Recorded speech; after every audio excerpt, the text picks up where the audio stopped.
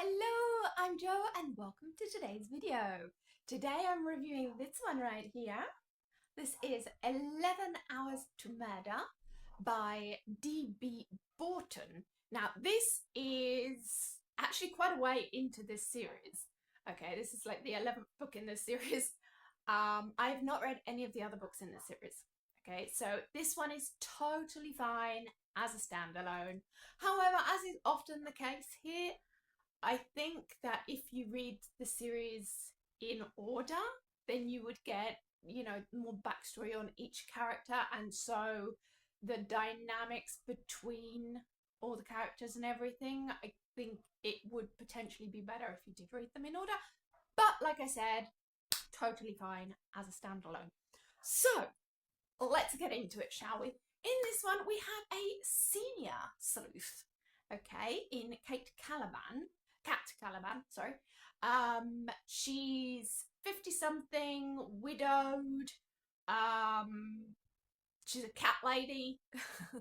And so, yeah, she is basically a private PI. She's working with her ex-cop friend Moses in this. And they're trying to solve a cold case from the summer of '69, which is where teen Leila Perle went missing after announcing that she was going to go to Woodstock. Okay, so 19 years passed. The family have contacted Captain Moses to try and solve the case.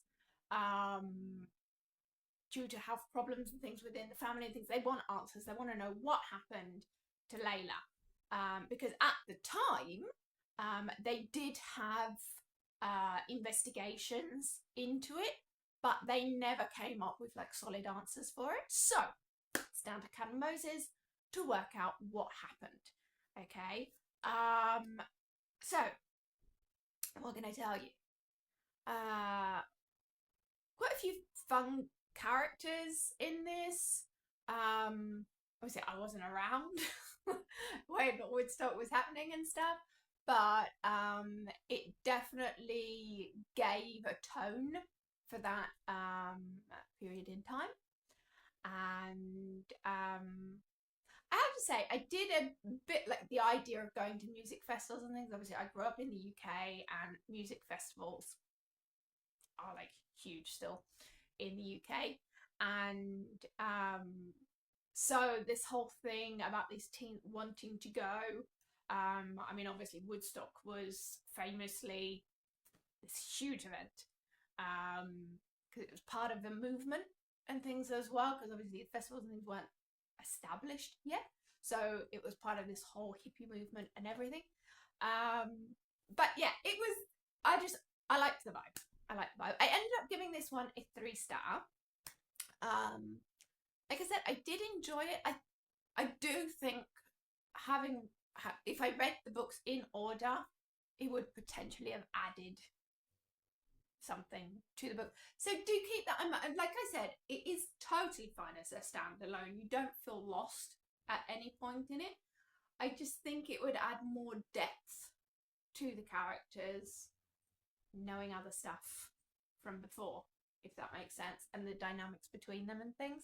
So yeah, I'm gonna say read them in order, regardless of the fact that it's okay as a standalone.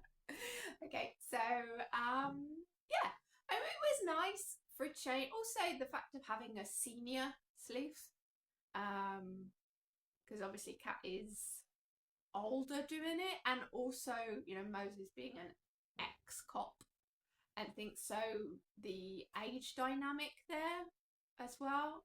It was kind of nice to have the older segment represented in this. So yeah, anyway, that is 11 Hours to Murder. Have you read any of the books in this series? If you have, do you have a favourite one? How do you feel about books like this that are totally fine to read as standalones, but is it better to read the whole series in order? Let me know your thoughts about this. Anyway, that's it for today. Thank you for joining me, and I will see you next time. Bye.